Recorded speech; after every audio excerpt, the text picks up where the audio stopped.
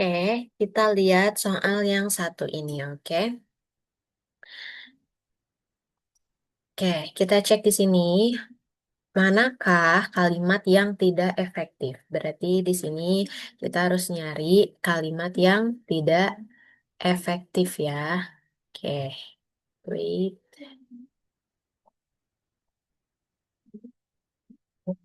Eh, di sini kita harus cek kalimat yang tidak efektif. Ingat, efektifnya sebuah kalimat itu terdapat 5 syarat ya.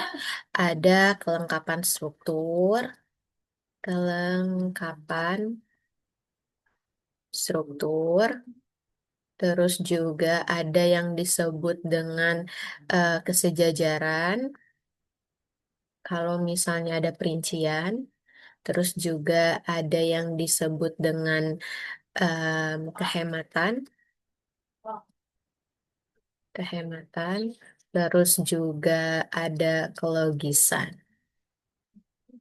dan kecermatan, dan kecermatan. Oke. Nah, berarti kalimat dikatakan efektif apabila mereka memenuhi syarat kelengkapan struktur, kesejajaran, kehematan, kelogisan, dan kecermatan. Nah, otomatis kalau misalnya ditanyakan kalimat yang tidak efektif, kita harus cek satu-satu mau gak mau gitu ya. Oke, kita cek yang opsi A. Tim peneliti arkeologi berhasil menganalisis teks kuno berusia sekitar 2000 tahun. Ini termasuk subjek, ini predikat, ini objek. Berarti tidak ada yang masalah. Dari segi kesejajaran pun di sini tidak ada perincian, jadi aman dan dia juga tidak ada pemborosan kata. Kalimatnya pun logis dan tidak menimbulkan penafsiran ganda. Artinya dia aman. Nah, di sini yang B, teks kuno itu dianalisis para ahli arkeologi dan menemukan banyak cerita yang ganjil. Nah, yang B ini ada ketidaktepatan. Kenapa? Ada salah satu syarat yang tidak terpenuhi yaitu ketidaksejajaran. Sejajaran. Oke.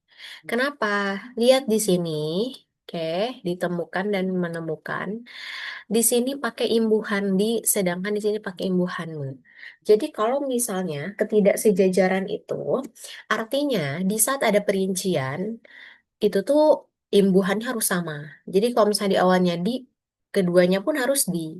Kalau misalnya ada perincian lebih dari dua, misalnya awalnya pakai imbuhan me, keduanya imbuhan me, kemudian selanjutnya di, maka itu juga tidak tepat. Harusnya pakai imbuhan me juga gitu. Nah, ini juga sama kasusnya. Ini pakai imbuhan di, sedangkan ini pakai me. Harusnya kalau ini dianalisis, ini juga ditemukan, bukan menemukan.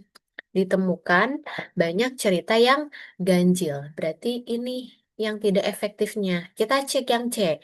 Teks kuno ini ditemukan kisah kutukan para dewa terhadap seseorang. Ini juga aman ya. Dari segi struktur, ini subjek, ini predikat, ini pelengkap gitu ya. Oke, di sini